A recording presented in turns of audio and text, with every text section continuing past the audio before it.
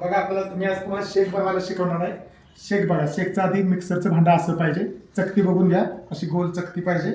तर आणि पाणी घेताना पूर्ण चिल्ड पाणी घ्यायचं, गार फ्रीजमध्ये घ्यायचं, रात्रीच 400 मिली पाणी गार करण्यासाठी ठेवायचं. असं मोजण्यासाठी असा ग्लास घेतलेला आहे मी, हा ग्लास भरून पाणी घेतलेलं आहे. हे जवळपास 400 मिली पाणी, त्यातलं मी निम्मा ग्लास पाणी मिक्सरमध्ये टाकणार आहे.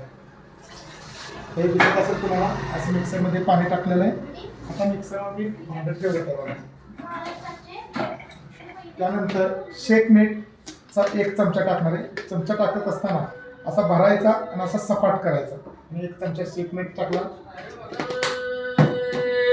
प्रोटीनचा 1 चमचा आपण असा सपाट करून टाकत आहे. आणि फॉर्म्युला 1चे 3 सपाट चमचे टाकणार आहेत. 1 2 3. आता शेक बनवत असताना मी कसा मिक्सर फिरवतो एकदा लक्ष द्या. या पद्धतीने मिक्सर फिरवायचा. फक्त एकसारखा मिक्सर फिरवला तर तुमचा शेक घट्ट होणार. सगळं चालू करायचा.